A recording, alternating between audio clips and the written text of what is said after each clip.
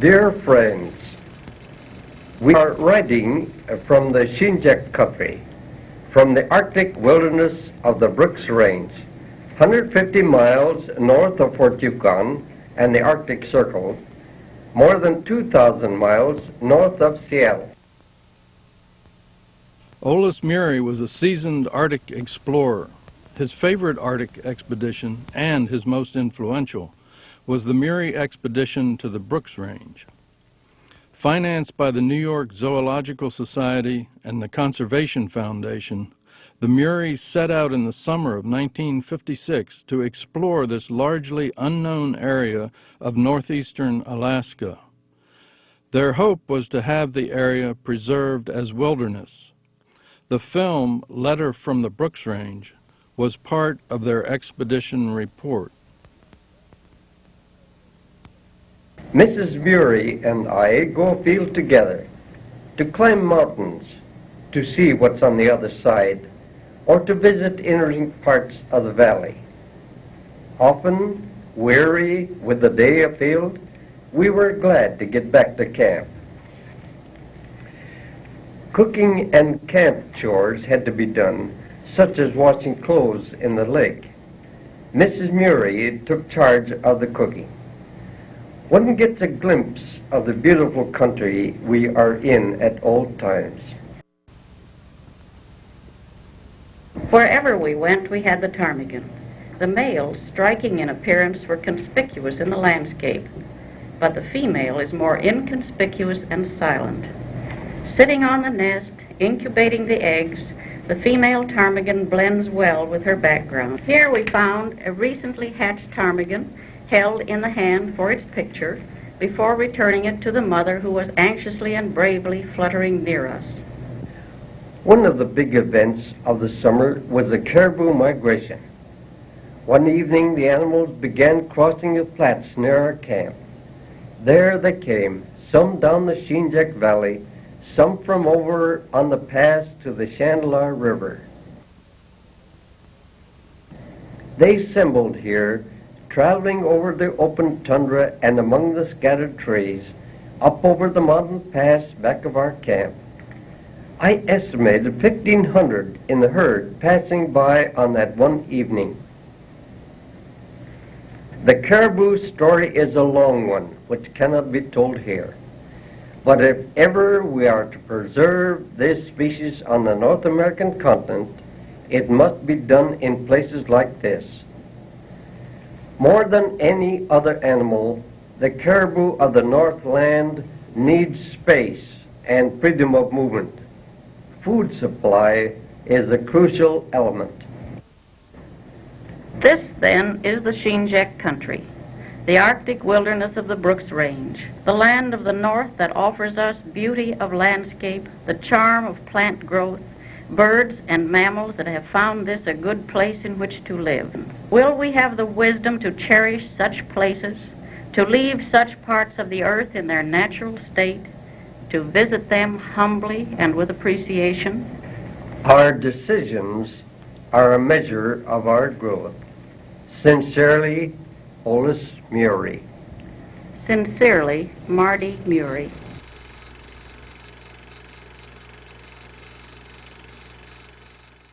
Three young biologists went with the Muries on the Shinjek expedition: ornithologist Bryna Kessel, field biologist Bob Creer, and graduate student George Schaller, whose later work would be deeply influenced by his experience in the Shinjek. I was a student at the University of Alaska, and I heard that Olaus Murie, who I knew as a naturalist who'd studied caribou in Alaska back in 1920s, and who studied elk later and so forth. He was a well-known mammologist. I heard he was planning to go into the Brooks Range. And so I wrote him a letter saying, I'm willing to go with you as field assistant. I don't want pay, you only have to feed me. And he wrote me a very nice letter back. Let me quote you, because I quoted it in a book. This is Arctic National Wildlife Refuge, Seasons of Land and Life in Land by Subhankar Banerjee. It's a beautiful book. And Olaus replied, quote, that he would be very glad to have you with me. And then he further explained, I simply had the urge to get into that mountain country, to see what animal life is there, to photograph and to sketch and to somehow get the feel of the country. You might be glad to explore the country out from camp, to gather what information you can and gain an understanding of the ecology of the region that may be useful to you in your future work. And I finished the paragraph by saying, what aspiring naturalist could resist such an invitation in the quiet passion, enthusiasm, and spirit of adventure of the person extending it? And I think his few sentences very well symbolized what Olaus stood for, and that he was a superb naturalist. He was very perceptive, but he had the perspective of a humanist, that he was not just interested in the science, but he was interested in what he called the precious intangible values of wilderness. And as a student just beginning a career, this combination had a tremendous impact on me, because I was not interested in just studying animals for the animals' sake, although the curiosity was there. I wanted something beyond that. And Olaus helped to open up a whole new world, that you have an obligation, a responsibility to help preserve that what you study. And this is what the trip together taught me. Olaus Murie was born in 1889 in Moorhead, Minnesota, the oldest son of newly arrived Norwegian immigrants Joachim and Marie Murie. When Olaus was a teenager, his mother became a widow with 3 boys to raise, and Olaus took his brothers under his wing. He finished high school and won a scholarship to college. In 1912, he graduated as a biologist and immediately went into the Canadian Arctic on a 3-year assignment. After a World War I stint in the Army Balloon Corps, Olaus joined the U.S. Biological Survey. His first assignment was to assist the eminent biologist E.W. Nelson on a study of the Alaska caribou. In 1922, Olaus and his brother Adolf made their famous winter trip with 2 dog teams into Arctic Alaska. By then, Olaus had traveled widely in the far north, and he could speak the native Eskimo language. While Olaus was in Fairbanks between trips, he met Margaret Mardy Thomas. In 1924, Mardy became the first woman to graduate from the University of Alaska. Shortly after her graduation, Mardy and Olaus married. Their honeymoon was a 550-mile dog team expedition into the Arctic winter of northern Alaska. In the summer of 1926, Olaus and Mardy set out on another unusual expedition, this time with their 1-year-old son. With fellow explorer Jess Rust, they poled and pulled their boat 250 miles up the mosquito-infested Old Crow River in search of what proved to be non-existent flocks of geese. With a small son and a new baby girl, Mardy joined Olaus in Jackson Hole, Wyoming in 1927. As one of the Biological Survey's top scientists, Olaus had been sent there to investigate an epidemic die-off in the state's elk herds. By the time he solved the elk problem, the Muries had 3 children, and Olaus's mother, who was living with them, to take on his field trips. In 1909, President Theodore Roosevelt donated 20 American elk to the government of New Zealand. 40 years later, Olaus was invited to New Zealand to see how the elk herd was doing in one of the wettest places on Earth. Olaus and Mardy, along with Adolph and Louise Murie, were now making their home on 77 acres of wilderness in Grand Teton National Park, Wyoming. The Murie Ranch became a mecca for conservation. Olaus was president of the Wilderness Society, and leading conservationists joined the Muries in deep policy discussions about preserving wilderness. For the Muries, the high point of this era was their Shinjek expedition. They considered this expedition the best time of their lives. The scenery, companionship, and scientific discovery enchanted them and stirred their efforts to preserve this place as a national treasure. The expedition was wonderful. We had Bryna Kessel, an ornithologist. We had Bob Creer, who was basically a cameraman for the expedition. We had myself, who did a little bit of everything. And then, of course, you had Olaus and Mardy, who drew everybody together. And it was a very companionable expedition. There were no disagreements. People did their own thing during the day. I would go off and watch birds with Bryna. Olaus and Mardy might go off.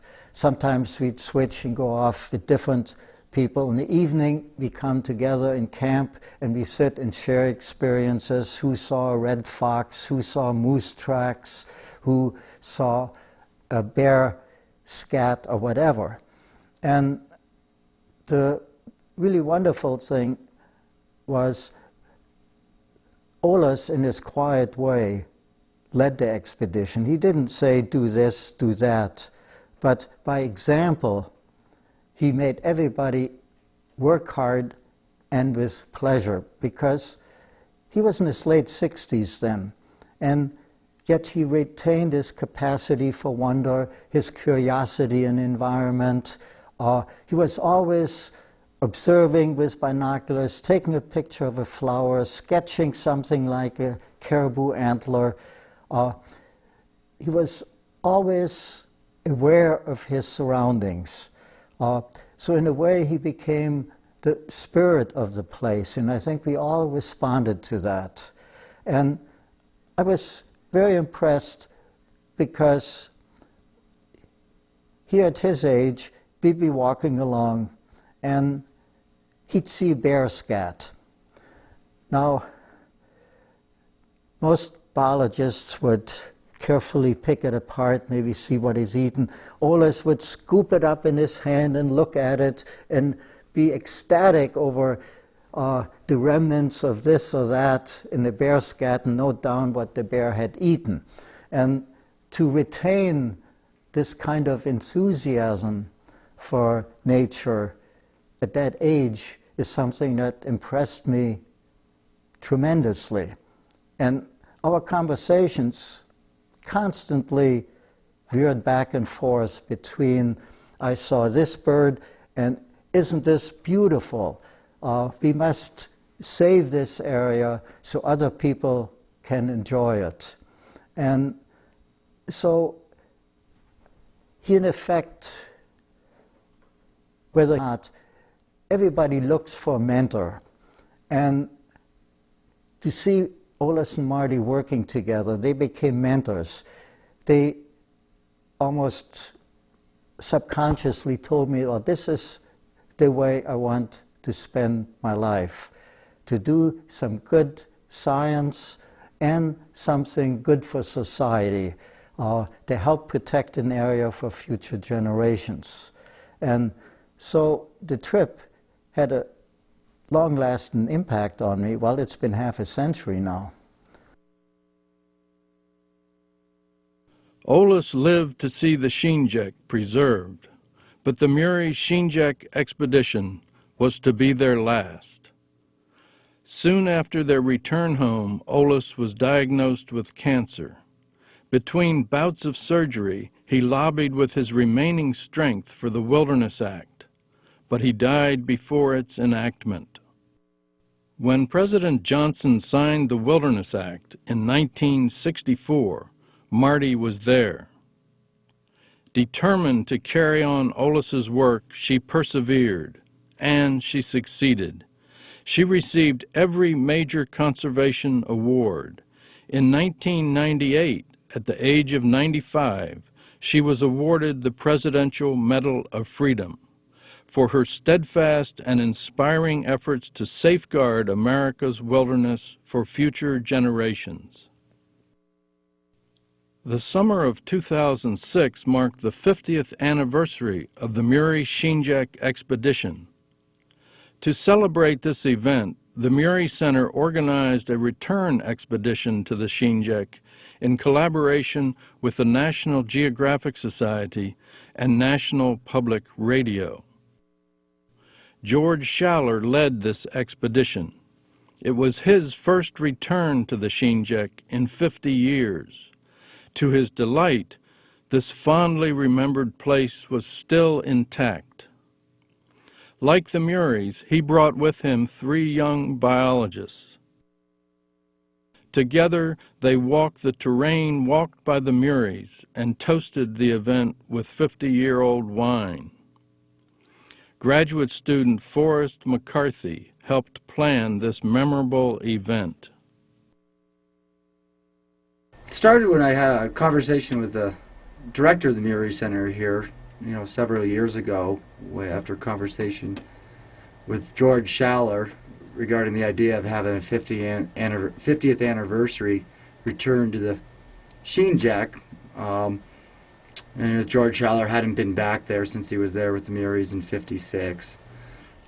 Having been involved with the Muries Center over 8 years or so now, and knowing the Muries Legacy and George Schaller, I just couldn't think of a greater honor and what a neat experience that would be. There's always the message of speaking out for the refuge and conservation both in Alaska and worldwide. I think Olaus had inspired him and had mentored him and really defined, what his life would be. And I really truly believe that he wanted to somehow go full circle and return that. I believe he succeeded. I was really inspired. It was really a privilege to see that kind of traditional naturalist and be out walking in a place like that and experience how tuned in and how observant they really are, and how George is, and something to really aspire to. One evening when we were at our takeout of the Canning River right on the coast by the Beaufort Sea, he said, Forrest, you want to go out for a walk with me this evening? And we did, and it was just a beautiful evening, twilight, and the Brooks Range just glowing pink, and enough wind to blow away the mosquitoes. I had just prepared for a little walk. I grabbed my camera and off we went. And probably 6 hours and maybe 15 miles later we returned. And in the meantime, we had walked all over the coastal plain and examined caribou and scat and grizzly scat and learned saw all kinds of birds and found their nests and realizing here I was on the coastal plain in the caribou calving grounds in 1002 with George Schaller, who was on the 56th expedition, which was pivotal in protecting this place. And this is pretty unique and incredible opportunity.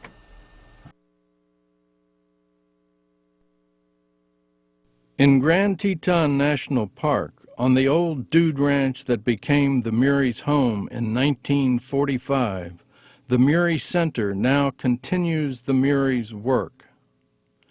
People come here to do research, to hold meetings about preserving wilderness, to feel the beauty and atmosphere of the Murie Ranch, which has been designated a National Historic Landmark. Like Murie Center Director Brooke Williams, they are inspired by the legacy of the Muries. It's uncanny and it's weird to talk about, but I feel some kind of inspiration from Olaus. And it makes me wonder what he would be doing if he was in his prime today, based on a whole series of changing conditions. Life is a lot different now, and in fact, I really feel that wilderness is more important now than maybe it was then. When you think about population, when you think about how cities are growing, when you think about young people growing up without access to wild places like we all had growing up. So I just feel that we have a real responsibility here and a real opportunity to take this legacy, which I really feel is a huge foundation to a platform really to step from, and to really wonder what they would be doing and what effective methods really need to be developed and then tested, and try to preserve more wild places and more wildlife, just like they were doing. So like I said, it's pretty weird to talk about, but I do feel kind of some inspiration from them, especially Olaus.